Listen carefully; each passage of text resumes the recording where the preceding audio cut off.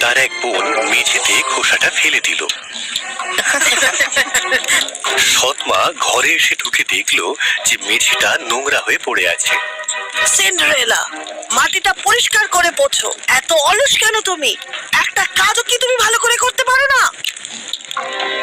অবশ্যই মা, আমি এক্ষুনি করে দিচ্ছি, এক্ষুনি। সিন্ডারেলার তখনও রান্না করা আর বাসন মাজা বাকি।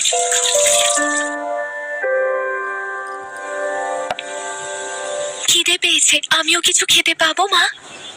আমাদের খাবার শেষ হলে কিছু বাঁচলে পরে খাবি।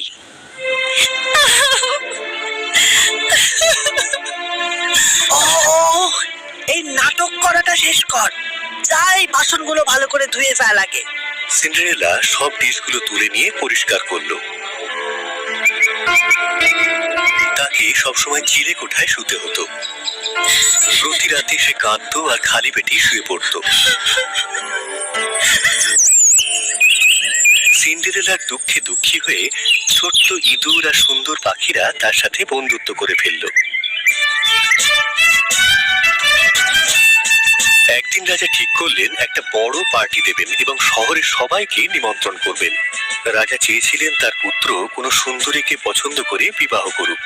সেই মতো মহারাজ তার বিশাল প্রাসাদে সমস্ত যুবতীদের আসার জন্য